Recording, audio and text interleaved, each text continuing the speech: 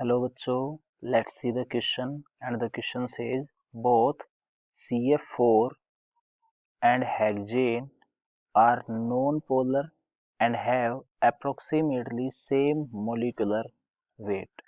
Yet CF4 has much lower boiling point than hexane. Explain. So in this question, how we can do this? Basically, what is the key concept? Key concept of the question. Basically, in this question, the key concept is intermolecular forces. Intermolecular forces.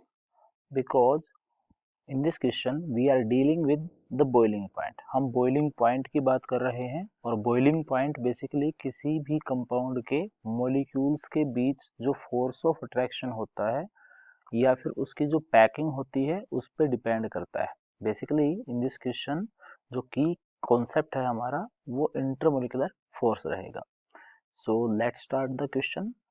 हमारे पास question में दो different compound दिए गए हैं. जो पहला compound है वो हेक्सेन है और जो दूसरा कंपाउंड है वो CF4 है.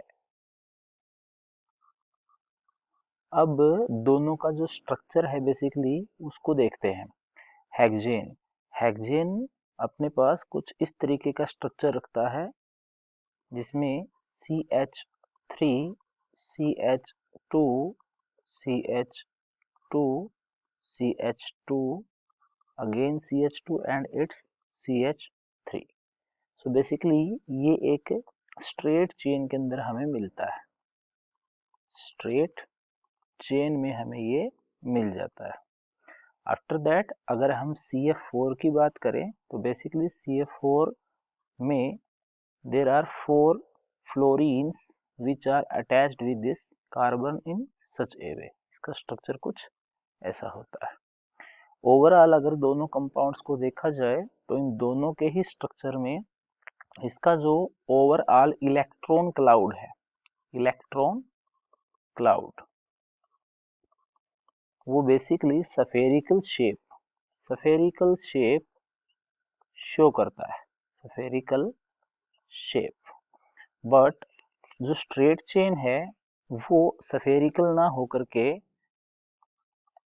एक्सपेंडेड फॉर्म में होती है और इसका जो सरफेस एरिया है वो बहुत ज्यादा होता है. We can say that large surface area.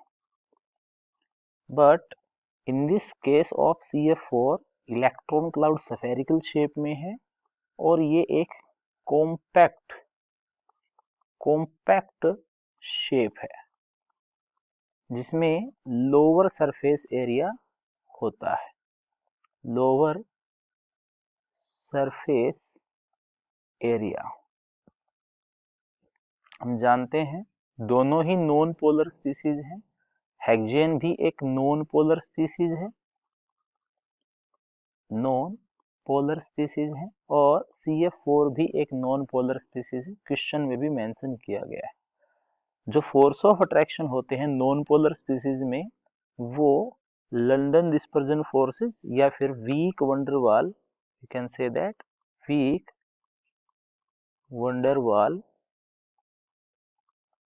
Forces. और क्योंकि नॉन पोलर हैं तो इसमें वीक वंडरवाल फोर्सेस का एक टाइप है London dispersion forces.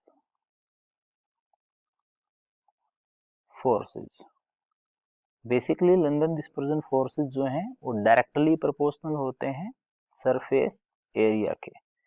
So higher the surface area, higher will be the London dispersion forces.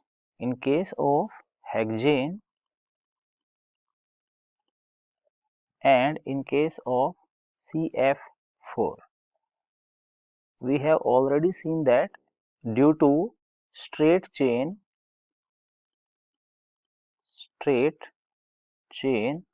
the surface area is large is large. That is why we can say that there are strong London dispersion forces. London dispersion forces. But according to the structure of CF4, we can say that due to its spherical structure of electron cloud, surface area is very small. Surface area is very small. That is why there are weak London dispersion forces. So we can say that due to weak forces, CF4 have low boiling point, and due to strong London dispersion forces, hexane have higher boiling point. Higher boiling point. So this is the concept of the question. I hope you understand the concept of question.